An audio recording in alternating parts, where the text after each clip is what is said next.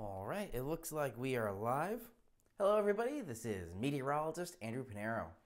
So I do apologize. I'm a day late with the weather podcast. Yesterday I had some diabetes things I had to kind of finish up, and I had to record a video for that. So I took the time where I would normally do the weather podcast just to take care of some diabetes stuff and something interesting with recording videos as well. So anyway, I am back on here. So let's begin. We do have fairly quiet next couple of days, and it was kind of a back to reality moment, especially yesterday going into today. It's cold and it's going to stay cold even going into tomorrow, but tomorrow does kind of start a little bit of a warming trend. So let's start by taking a look at the radar here. Pretty much throughout all of the eastern seaboard. Let me see if I can zoom down a little bit more. Just the southern tip of Florida there, the peninsula of Florida. That's really the only spot of precipitation we're dealing with anywhere in the eastern seaboard.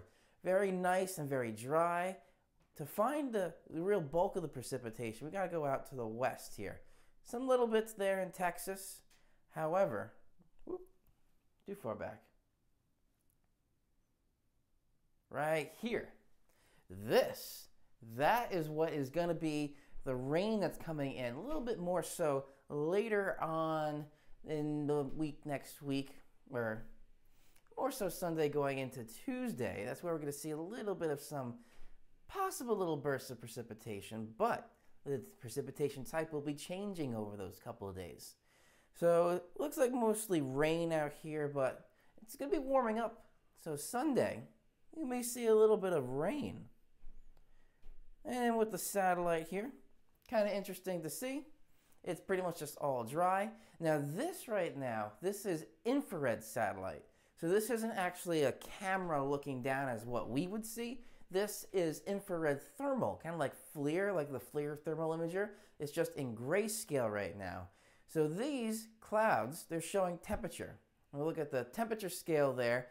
The dark black, that's the warmest, or the, is that the other way? Oh, the other way. So 350 Kelvin, yep, that's the warmest there. And the coldest at the bottom, 165 Kelvin. So typically with clouds, the higher up the clouds are, the colder they are. So these kind of grayish clouds here on the scale, these are either going to be very low clouds or just fairly warm. So right now these are just little thin low clouds moving through, but that's pretty much it. And that little flash that you see, that's just the satellite kind of re-looping there and refreshing.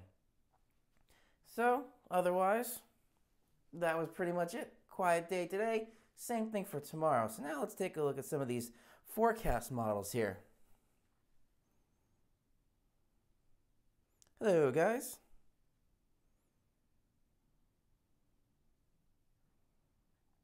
A 3-hour stream, I don't have time for that.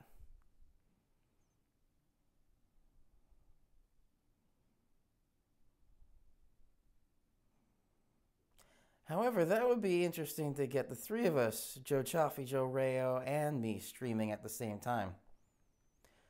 Well, Raymond, early, or you could say late, because now it's Thursday versus Wednesday, so you could say kind of late. But anyway, so this here is the GFS. We got a big old high pressure in place here that's giving us all these clear skies and pretty much keeping all the precipitation at bay for right now.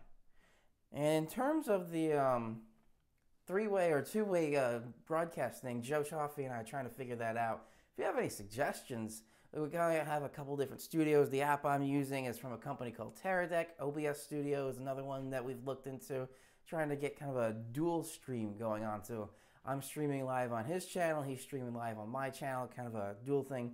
That's what we'd like to do. Still trying to figure that out. So anyway, let's watch this high pressure here.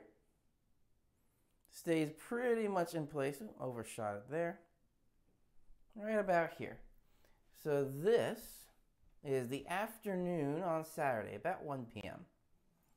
That high is starting to push its way out, and this is where we're seeing some little precipitation coming through. Now it's going to be a little bit tricky just with this, just because that 540 line is going to be moving through with the precipitation. Let's see here. Where'd that? There's the slider.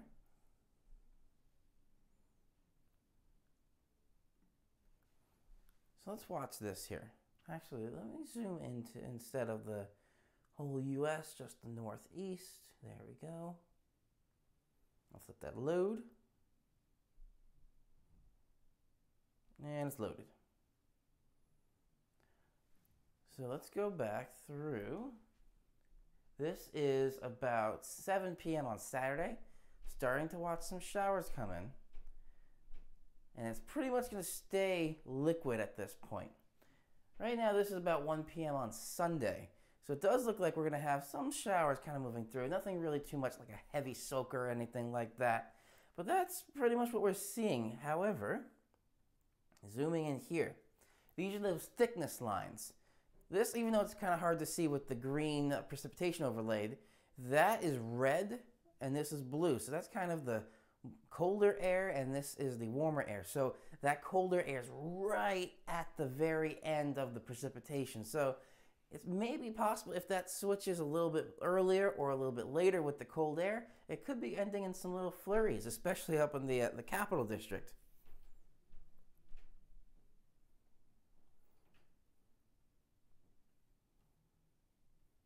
So that was for Sunday.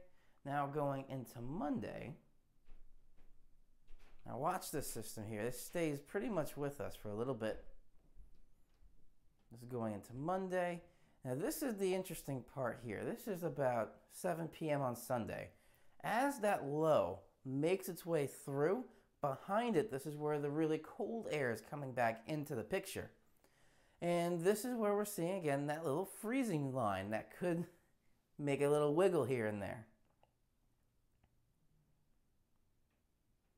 So overall, I'm thinking later on in the day, on Monday, this is where we're really going to start to see a little changeover to some flurries or just snow showers. Especially, Raymond, up you in the Capital District area there. Yeah, you're pretty much just going to be all snow there. But once you get near the New York City area, this is where it's interesting.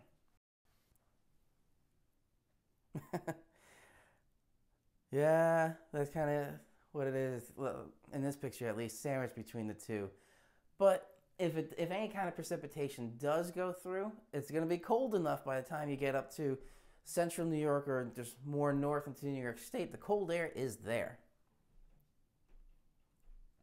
So now when we go down through Monday evening into Monday night, this is where we're seeing some more moderate precipitation into forms of what looks like snow kind of come through, but kind of notice it stays at least just south there, especially south of Long Island.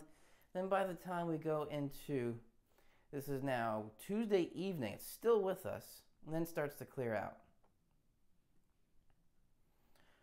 So Tuesday is going to be a colder day. It does have this cold air kind of in place, but it all depends really on the position of that low, whether it's going to be coming in a little bit more or a little bit more out to sea. And that's kind of what we've been seeing this whole winter season is, where is this low going to be? We know we have the cold air here, but how close is it going to be to the cold air? So for Boston, let me go back here. Let me go back here on Sunday. So Sunday, kind of seeing that line kind of go through. This is just for some showers, nothing really too heavy. Then it stays pretty much right there for a little bit. It starts to make its way back out to sea. But as that low kind of comes back up, you're kind of seeing this retrograding a little bit. And the precipitation does move back on shore. And then that's where Boston's pretty much going to be in rain for the first part of Monday, it looks like. But then as the temperatures start to drop later in the afternoon, maybe around that commute time, it may start to turn into some precipitation, snowy precipitation. So right here, this is 7 p.m. So the last frame was showing pretty much just all rain. This is showing pretty much all snow. So this is going to be a very tricky forecast just because that freezing line is pretty much right over, going from, say, Boston through until right around the Jersey, Pennsylvania border. That's kind of where that freezing line's going right through. So it's going to be interesting to look at with this. So if you're commuting a little bit earlier, like that 2:15 to 4:15, that may be when the transition's starting to happen. So you may be okay with that.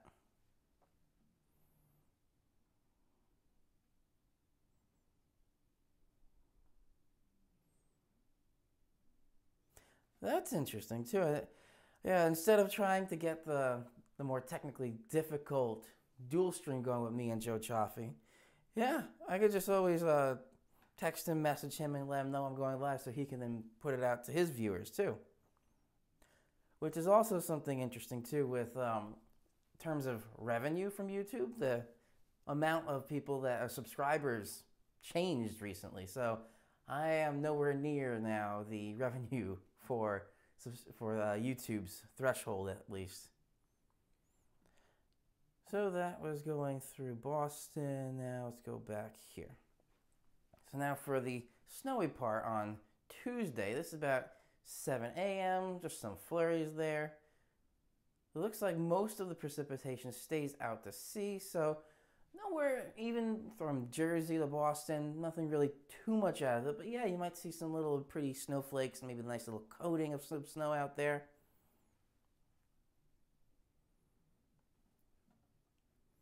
The icy storm surge? You mean like with the chunks of ice and the ice damming? Is that what you were talking about?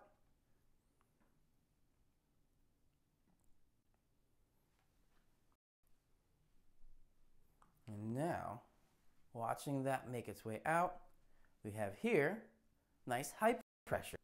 That comes in for Wednesday.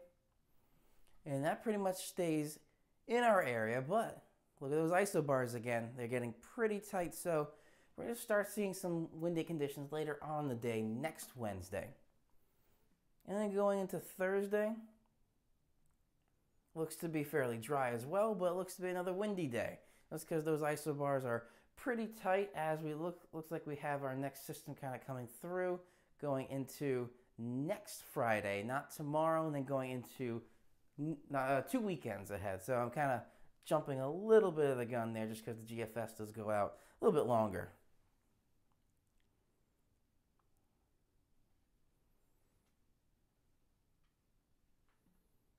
Next one we're showing here, this is the European. So going through a little bit too fast, back up here. So now this is where you can really see that 540 line, which we kind of think of again as the freezing point. So most of it looks like it's going to be a liquid on Sunday. But then this very tail end, this is what I'm wondering about with the forecast. There is still some precipitation on the back side of the cold front moving through. So maybe a little bit of a sleety kind of changeover.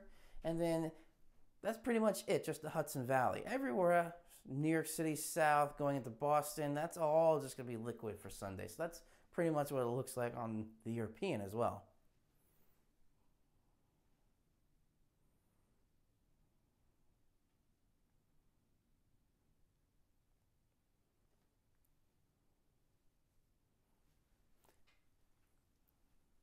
Yeah, that's that 540 line crossing right over the Boston area. But this is where it's going to be, again, tricky just because even though the 540 line might be right over us, that may not mean it's going to turn completely all the way over to snow.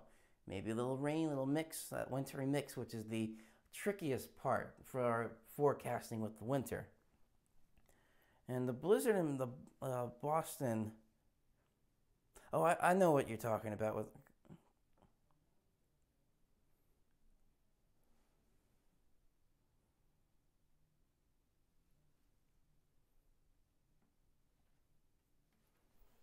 All right. So that was one precipitation day.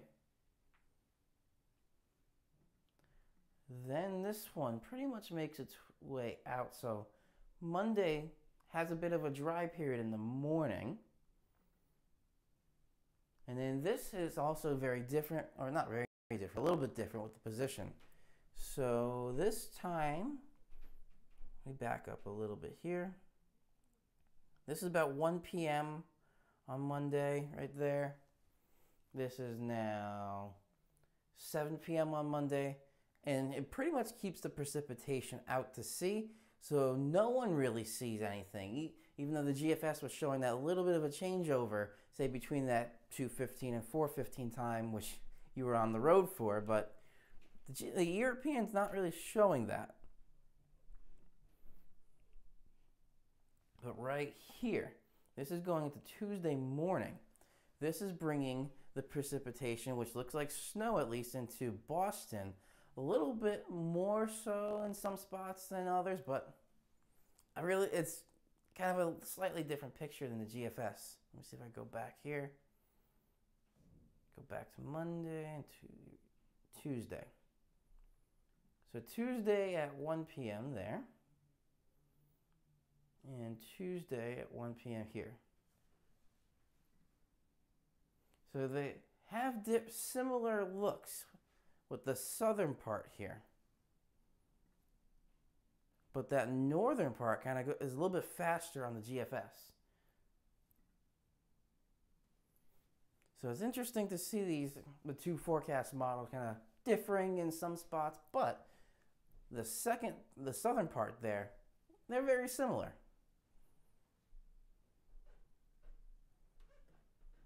The Euro image I am showing, there is no public link for. There is a site I have to log into. So that one you don't have to go to, or you can't go to. But this one, tropicaltidbits.com, this one works well.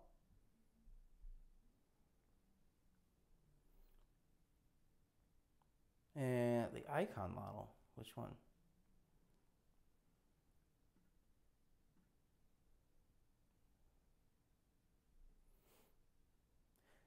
The only thing with this site, I don't know if it's just my computer.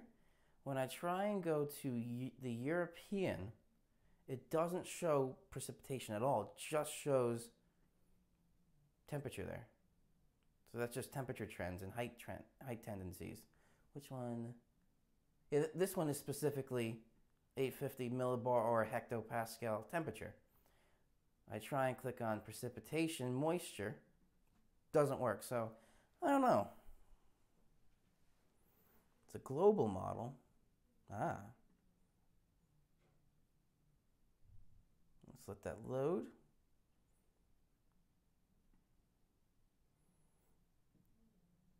How far out does this go? It goes at 120 hours. All right, let's take a look at this one. The icon model I've actually never used before. So high in place, that's the same thing. Now this is the rain coming through pretty much Sunday morning. That looks about the same. Stays all liquid, then the cold air comes behind it. This one is showing a bit more intense snow. I'll have to look into what this icon model is a bit more. That's why.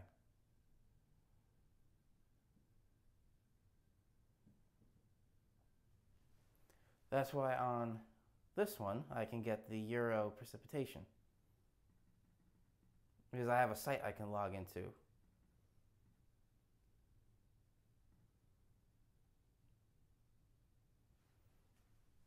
But this is interesting on the icon model. What timing is this? Now this is showing about 1 p.m. I mean, everywhere is pretty much from Jersey, New York City, Long Island, just the Twin Forks, maybe a little bit of mixing there. But yeah, going into Boston, it looks like it's going to be snow. So that's interesting to see with this icon model. Now, I don't know if this is more on the lines, because like the RPM model that I've showed you before is a mix of a little bit of the NAM and a little bit of another model called the WRF. Those are kind of interesting because I have no idea what the background of this forecast model is. Let's see, icon is a German global model run by the German company. But what I'm still interested in is the behind the scenes of it. Like, is it its own, the core of each model? So basically the forecast models run, they have a core that could be based off of a shared core with other forecast models. So that's what I'm trying to I'll do a little bit more research into this German one.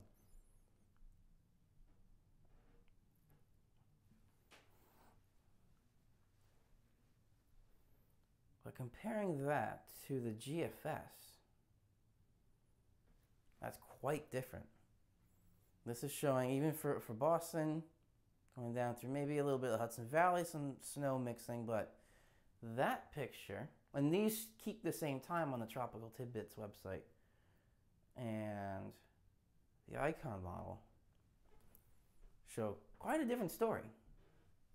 A lot more snow versus a lot more rain.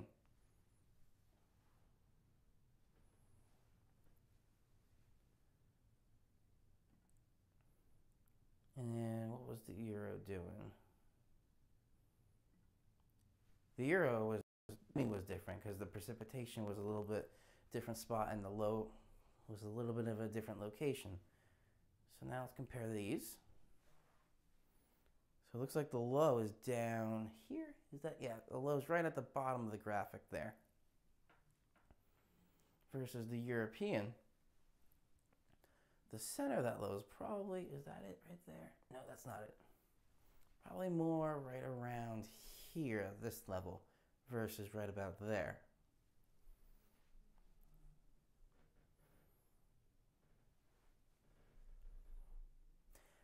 Yeah, that's something interesting. And I don't know if you've ever watched Jim Cantore with the thunder snow, but getting the thunderstorms and the snow at the same time is something very interesting. And I've seen that before in person, but not often.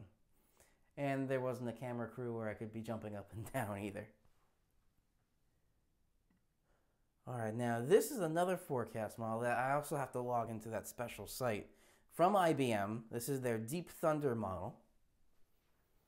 So let's take a look at this. High in place.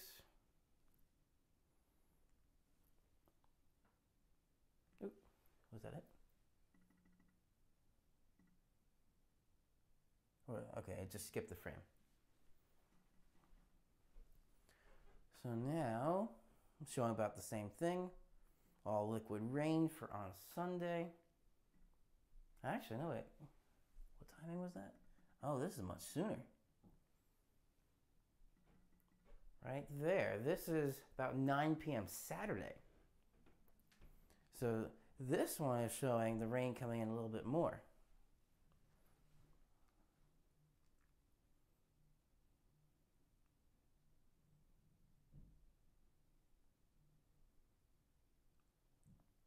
Thank you, Delvin. I had no idea about that. Yeah, maybe I'll start looking at this icon model as well. Now, this is also something the Tri-State Weather Conference, which I usually go to because it's at the college I graduated from, which is WestConn, Western Connecticut State University. There was somebody talking there about information overload, essentially. Because, yeah, there's a lot more models I could show you guys, and we could be here all night. But when you have especially with television, you have a specific deadline. You got to start taping at this time. You got to be out on set at this time to go live at this time. You really don't have time to spend on all of these models. So you got to kind of pick and choose which forecast models you kind of trust. And then I just really go with those and don't really look too much extra on the television side. But here, we do have a bit more time to deal with.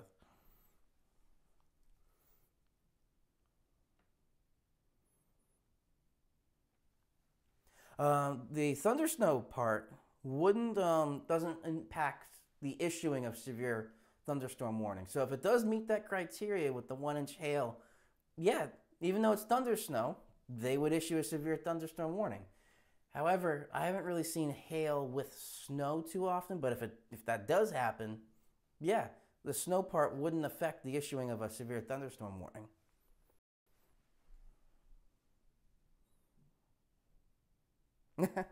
Well, thank you, Delvin.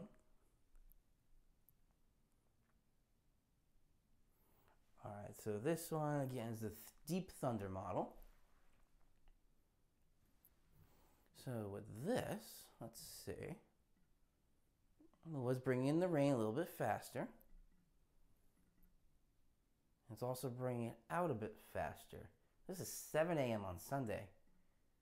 And then going through Boston, the last little bits there are about noon. So this overall is faster, at least for Sunday. Then high pressure moves in. Let's see what it does with the next storm. All right. Tying here. This didn't bring anything in yet until... So this one's agreeing a bit more with the European. Where'd that one go? Here. Where it's keeping the precipitation through Monday afternoon a bit out to sea versus the ICON model and the GFS.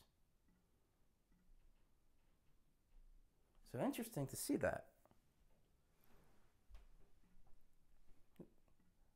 So here,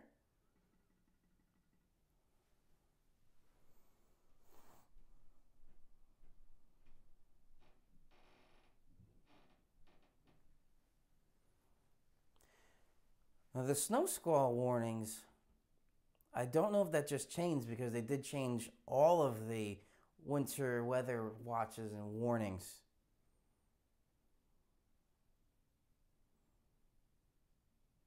Oh, let me see if I can switch to that.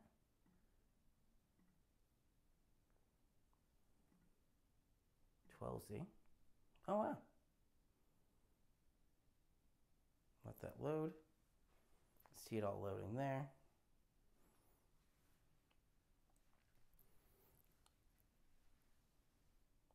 Yeah, so that does go out 180 hours. Interesting. Yeah, I'll have to start using this a little bit and see how it goes. But going back to you, Raymond, with the snow squall stuff, I know they're trying to conglomerate a lot of weather warnings because there was a lot of different types of warnings and they felt a lot of people were getting confused and not sure, so they kind of have more umbrella type warnings that encompass a lot. So that one, I'm not sure if it still exists at the moment either.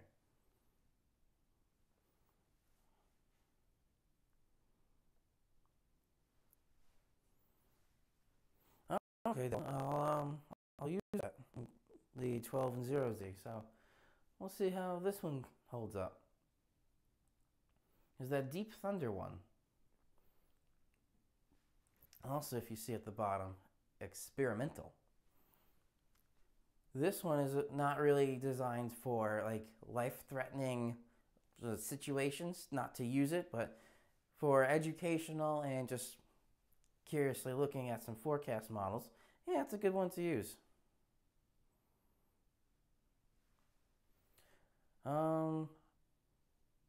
That one, your guess is as good as mine, because I don't know anymore. The other thing with the National Weather Service, I don't know if any of the, if all of the employees were furloughed. I can't be. With the government shutdown, I don't know how that worked either. So now the next one here, this one is the RPM. This is also one that I have to log into on this site. But let's see how this one goes. So high in place, stays out there. Oh, the other interesting thing to see on here. Let's see if I can back up.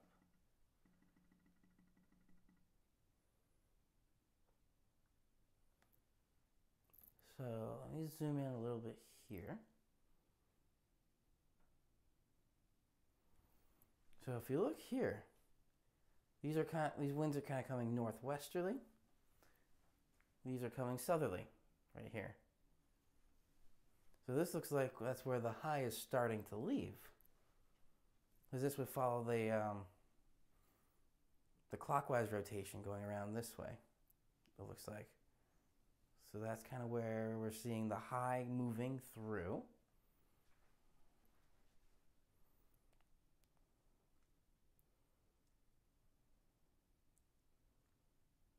Ah, interesting.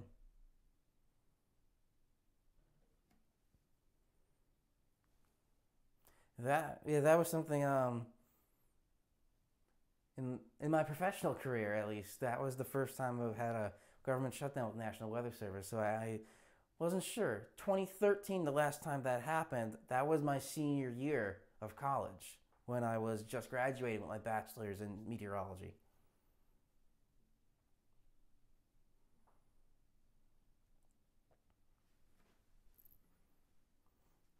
All right, what time are we at here? What's today? Days go by so fast. 26th, tomorrow. So this is tomorrow. This is going into early morning on Saturday.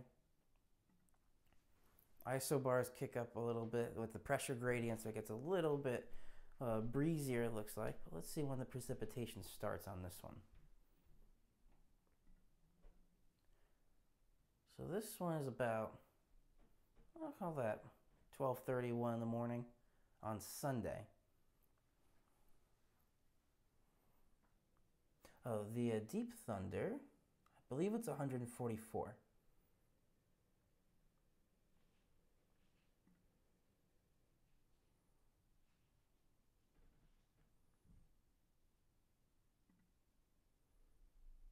Yeah, that looks like it.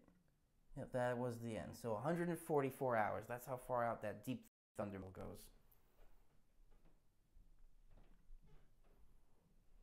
And the RPM, also, anybody that wasn't sure about it, when you see on television the Futurecast, typically if they don't specify this is Futurecast NAM, Futurecast Euro, Futurecast is typically this RPM model.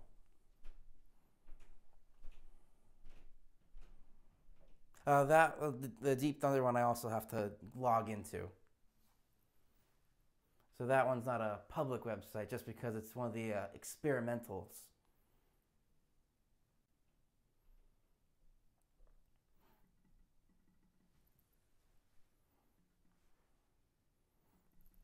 So what time are we at? So this is about 7 a.m. there. And the precipitation is pretty much out by the time we're getting to about, say, around noontime. So this one is a little bit faster. Very similar to the Deep Thunder, but the Deep Thunder model and the RPM, I'm believing their cores are the same. I'm not too sure though with the Deep Thunder just because that's fairly new as well. And just because it's a proprietary model from IBM, right there, I don't know too more detail about it. Model Lab, right up here. That's the website. Can I zoom in? I can't zoom out there. But it's modellab.wsi.com.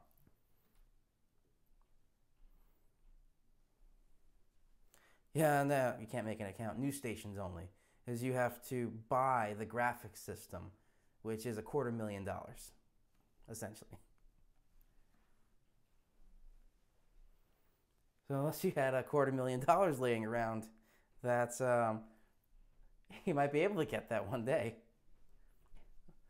What would we all do with $250,000? I would probably pay off the $100 and something thousand of college debt I have.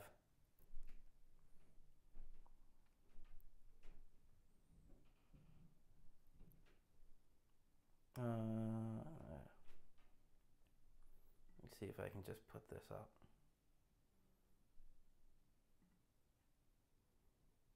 New note.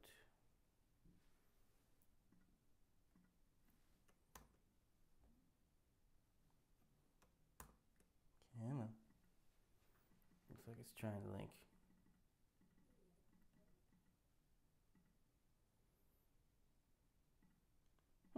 Still syncing. It's not letting me make a new note.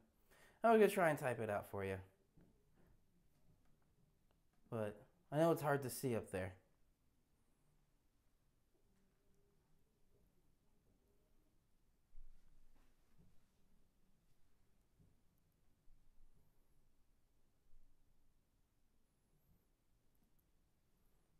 And it looks like I'm getting a couple of my colleagues kind of chiming into the Tuesday. Not Joe Chaffee, but that was Jeff Banton. If you watch Mornings with Fios Weather, I'm not sure if anyone from around here, but that's the news station I work at.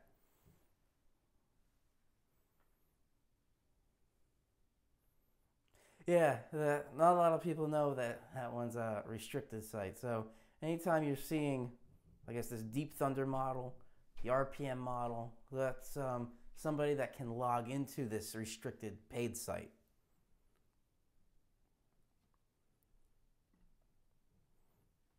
All right, so back on the regular RPM, which is typically what you see with the Futurecast on television. That was it. How far out do we get? So that was the end of the forecast model. So overall with the rain, it looked like it brought it in a little bit faster. And that rewound to the beginning. So it'll be interesting to see what it looks like between all of these. There's kind of two camps setting up. There's one that has precipitation a little bit faster and closer, but because it's faster, the cold air doesn't have enough time to come through on specifically on Monday. The other one was the precipitation staying out a little bit more, but then the cold air comes in behind that. So if it does make a little bit of a move, that may turn into a bit more snow. The one that was very interesting, though, was that icon model that you brought up. Thank you for that again.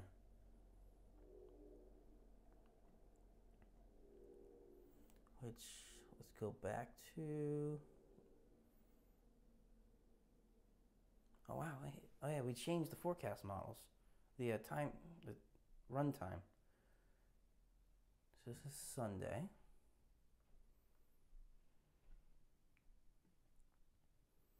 Look at that. The earlier run of this model wasn't as intense. Let me see if I can go back. The 18. That's interesting.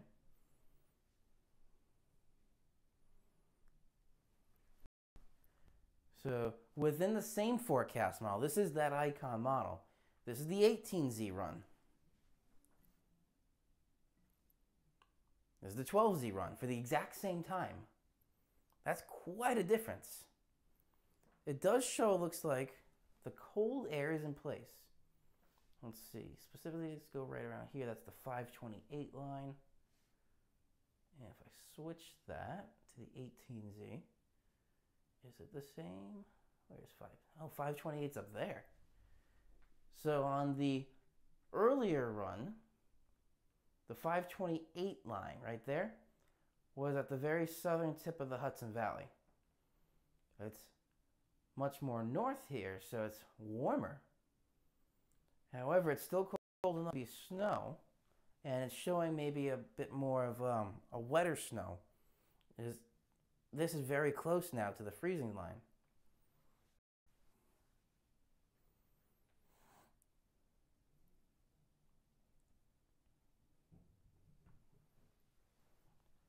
So that's the icon model. Interesting.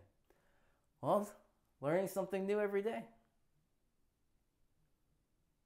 And last but not least, I know Raymond, you said this is the one you used. We haven't looked at this one yet. The NAM. Let me switch to Northeast. Northeast NAM. All right, high in place. Let's see when it starts bringing in the precipitation. So this is Saturday morning, Saturday evening. Now this is early Sunday morning. So it's slower than the past couple of models where you're looking more so in line with the GFS. But this precipitation moving through, where's the time? It's about 1 a.m. on Sunday.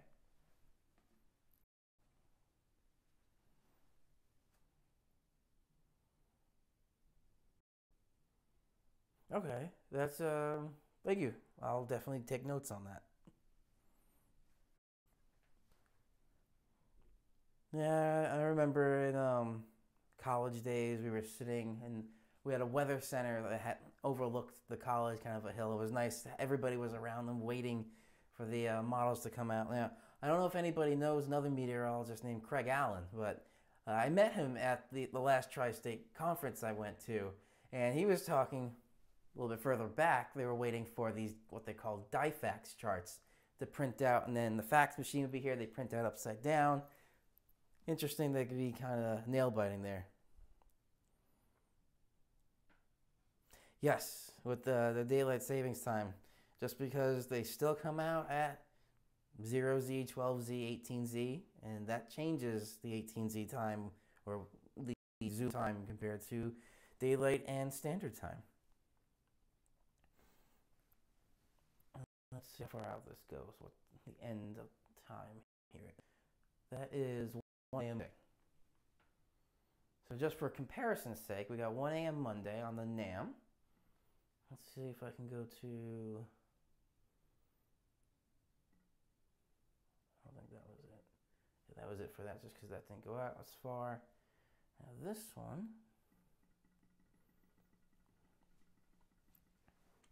I kind of sometimes like just watching models go in reverse.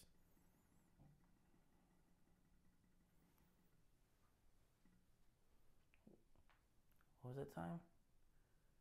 6Z Monday.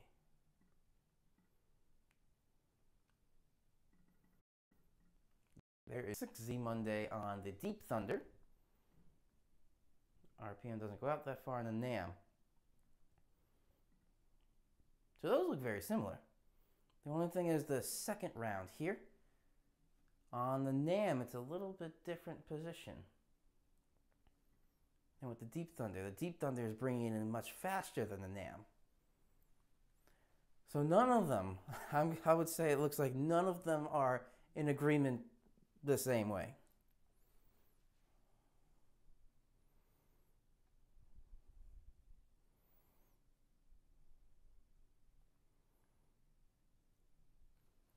I'm also wondering, there's also been these little rumors going around about daylight savings time ending.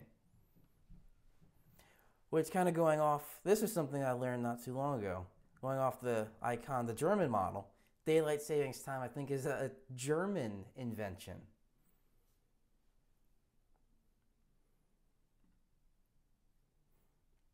So that's the NAM there.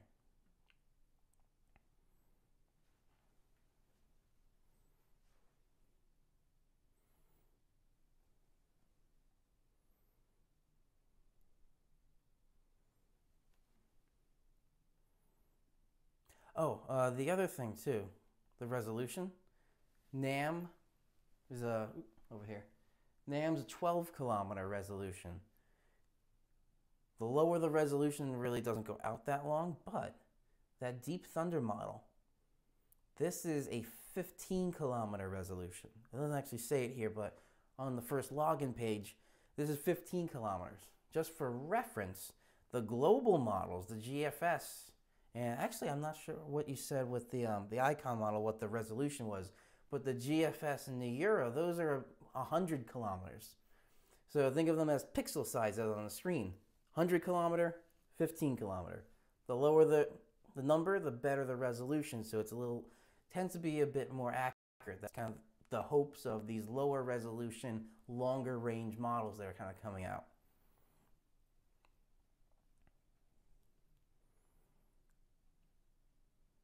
By 44 by Thursday.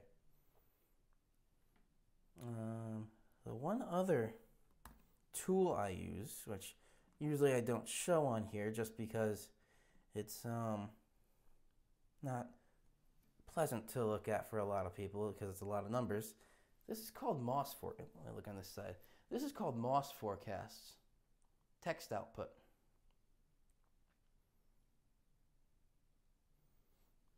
Not sure if anybody really uses the MOS data for text output, but these do go out. So the idea with this, I don't have a monitor looking this way set up yet.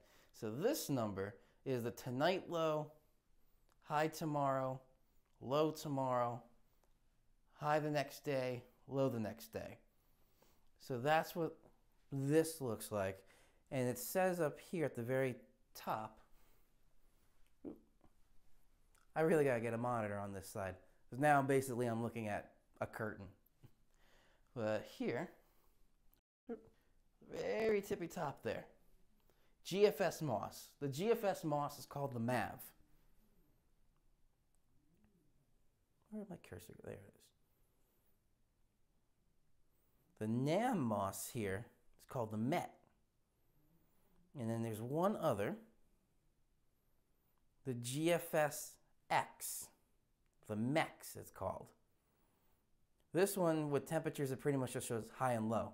And remember, the high temperature for today and the low temperature for today, from what you see, is not actually on the same day. So the overnight low that you see a lot on television and kind of what I do as well, actually happens the next morning. So for instance, here, it's really hard to see. There, 52 for the high on Saturday is this forecasted model is saying, but the low is actually Sunday morning. Right there, 42. 42.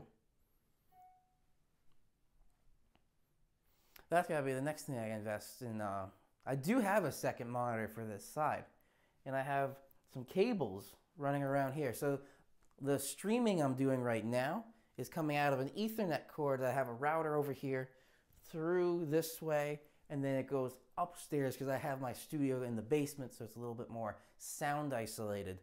But I have an HDMI cable running from, I have an Apple TV there that's AirPlaying from the iPad going out there to this monitor where I can see.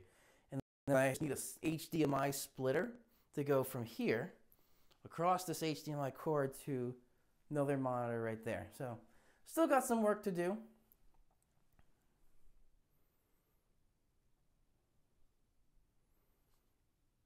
The other thing, I'll just show you real quick.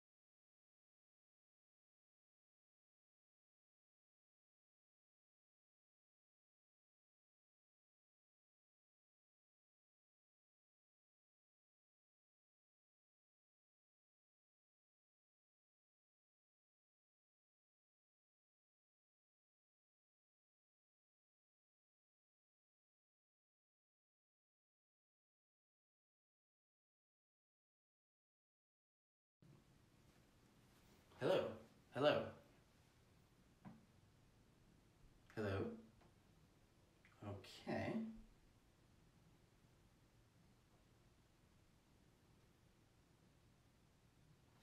I did not hit the cord to the mic. I think I can see the audio levels again. Might sound a bit different. My wireless mic just died. I have a wireless mic as a phone right here. The phone died. The phone I'm using for the main camera is at 71% battery, so that's good. The iPad is at 51%. The MacBook is at 50%. The phone's the one that died. So I'm guessing you guys can hear me because it does look like I have audio levels going out again.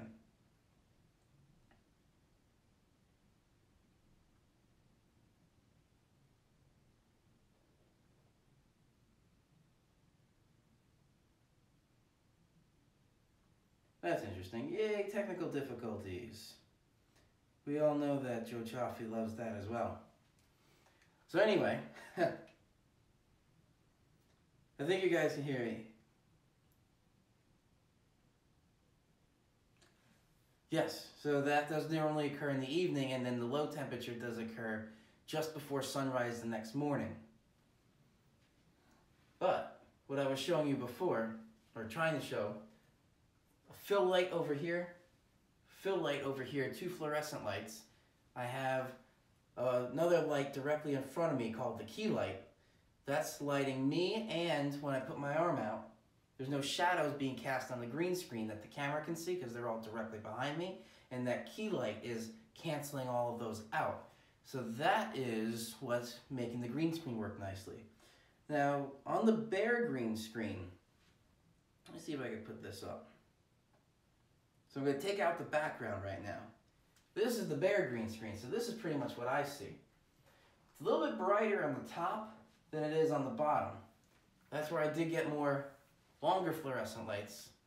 So I can put these on the side that pretty much go from the floor to the ceiling for the green screen. And there we go.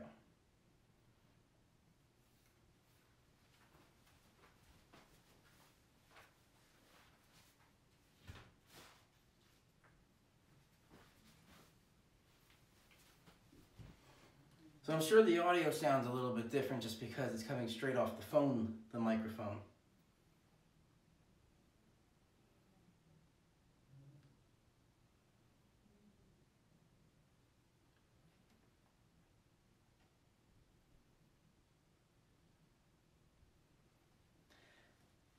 Yeah, the double audio and the echoes and stuff like that. Kind of interesting, but preferably no technical difficulties. That would be best.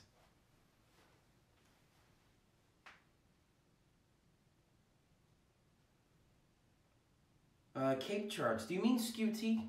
A skew-T chart? Is that what you mean, Raymond? Hey, Rob. Thank you for joining.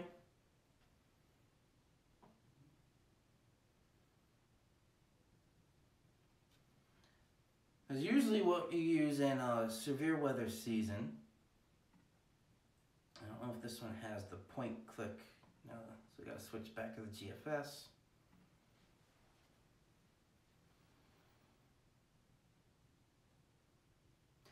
Yeah, if I wasn't able to get any audio back, then we'd have to cut the stream right there. But I was able to at least salvage some audio. That's why I keep the main phone camera as a backup audio source. Alright, so let me see if I get this right on New York City. skew-T! With these charts, there's a couple of different ones. skew-T, the T stands for temperature. There's the temperature lines, which are, let me make sure I'm looking at this right. Yeah, there we go. So like this line right there, the 0 Celsius. And once you go into a little bit more sciencey part of meteorology, everything is in Celsius and Kelvin. So the 0 degree Celsius line is diagonal, so it's skewed. That's why it's called a skew-T for the temperature. It has to do with, gets a little bit advanced when you get into calculus and stuff, so I'm not going to bore you guys with that. Oh, Joe Chaffee went live as well? Let me see. My other one is down for a second. So let me try and do this. Take out the background. See if I can get Joe up.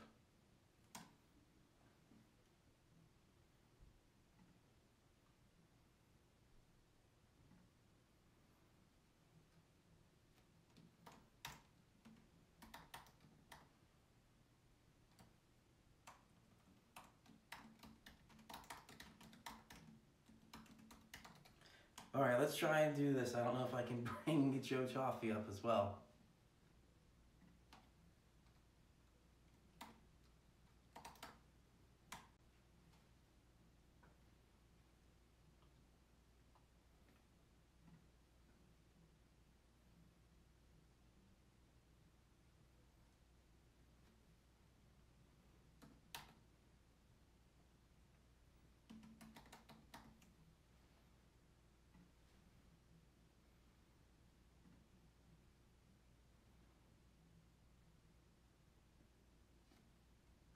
Ball rolling there we go. Regard regards to weather that we're going to be having here in the east before too long. Otherwise, it's pretty quiet throughout much of the rest of the country. By the way, excuse my nasalness here.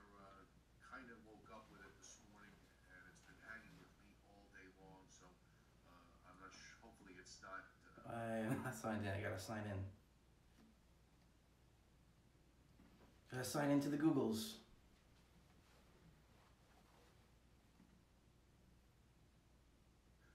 With regards to the west, looks like we have red flag warnings up for northeast Texas, Oklahoma, southern Kansas, and Missouri. Let me just double check and see what that's all about. Really fast. Fire risk because of very dry conditions there. Much of the nation right now. All right, so I just commented on him. On the dry side, but out west, you've got a slew. I have no idea if we'll be able to do this.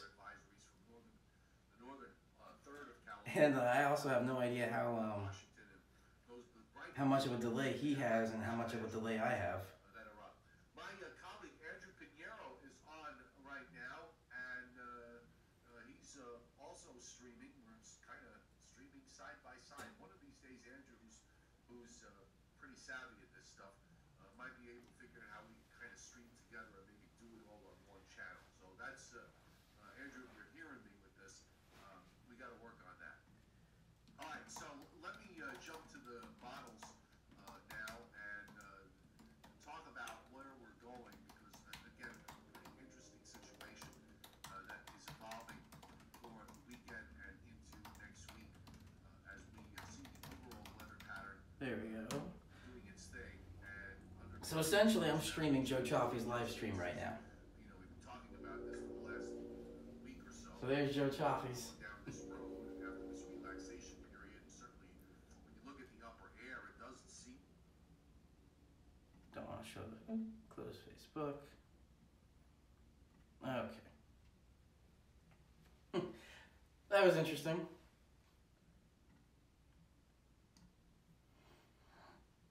So, going back with the SKUTs, where was that? Okay. So again, just recap there. SKUT means skewed temperature, because the temperature lines are skewed to the side there. So now it's a little bit hard to see just because with colder weather you tend to have or cold and moist weather, you have the dew point and the temperature very close to each other. But the red line here, that's the temperature line. Then the green line is the dew point. So when those two are very close together, it's near 100% humidity, and when they are the same, it is 100% humidity. I don't really have any SKUTs on hand to show like severe weather SKUTs, but essentially think of it as you have they're called parcels of air. You have a parcel of air starting, let's go up a little bit more. Let's say we're in the summer. Say it's about 30 degrees Celsius is that parcel going up. And we're going to follow this line, and depending on exactly where it goes, it meets the dew point. So when the air is warmer than the surrounding air levels, and it tends to be above with the dew point, so you have moisture in there, rises, hot air rises. However, if the parcel rising with warm air hits another level of warm air, it doesn't really have room to go up and down. So that has to do a lot with buoyancy as well. That's what starts to cause the convection. Thus, CAPE, the name convective available potential energy. So you can get a little bit more in depth with potential energy. What was that? 1/2 mv squared. Potential energy equals, I think, 1/2 mass times velocity squared, but that gets a lot into math and calculus and stuff like that. But essentially, this convection, or the circling from rising, and then the warm air kind of peaks, and then it hits its buoyancy level, and then it kind of does this little bounce, and then falls back down. That amount of energy circling, that's the potential energy. And the difference between kinetic and potential energy, essentially, kinetic is moving energy. So my hand has kinetic energy right now. When my hand is standing like this, it has potential energy. It's not moving, but it has the potential to fall down because gravity will pull it down. So that's kind of where CAPE comes from, convective available potential energy. And the SKU-Ts, I wish I had a better SKU-T to show with severe weather. I probably have some tucked away in an archive somewhere. But that's essentially what SKU-Ts are. There's another one, I believe it's called a STU-V.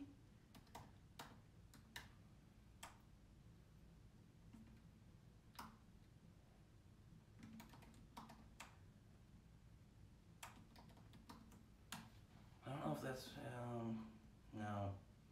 I forgot the other one. That one's not really used too much anymore. But essentially, that other chart with temperatures and height, instead of SKU-T, where the temperature line is skewed, that one has straight, perpendicular, vertically up and down temperature lines. Now, going back into my meteorology physics classes, with this, the idea with the SKU-T is it's easier to make out these temperature changes and to determine CAPE values when you have intersecting lines here that are nearly perpendicular. So that's kind of a little bit of a SKU-T. I don't have any good examples, unfortunately, but definitely stay with me through the severe weather season, because even though we're in winter, it does go by fast, so it's not too far away. But essentially, that's the SKU-Ts are really used for severe weather. Alright, so we're at about an hour now. So finishing up here, overall forecast. Tonight, mostly clear, cold still, not as breezy, about 5 to 10 mile per hour winds. And I definitely have to update that background because that's a summer background. And tomorrow, another mostly sunny day. It's still going to be cold and breezy, maybe around 10, maybe a little bit over that, 15 miles per hour. However, we are going to be starting to see, going into tomorrow, this warming trend, 39 for tomorrow. That's kind of what I'm saying. Then tomorrow night, notice the temperature difference isn't that much. High was 39, low is about 30. This is because we do have a little bit of warm air advection kind of coming through. And then now for the 7th day, I'm just to step off real quick. So, rest of today, that was Thursday, 36, mostly sunny, cold. Starting to see the warming trend tomorrow. It was about 39, but then when we take a look at Saturday, 48 overall for the tri-state region on Saturday, 52 for Sunday, but I'm going to say that's scattered rain, and I'm going to call that mild because that is definitely above average. Then going into Monday, mostly cloudy overall, but I'm going to say those night flurries just because it's a little bit difficult at the moment to kind of see if it's going to be all rain or all snow, a little bit of a mix, but yeah, we're going to see a little bit of some showers turning into some mixing maybe, and then some night flurries. Then that will go through a little bit into Tuesday.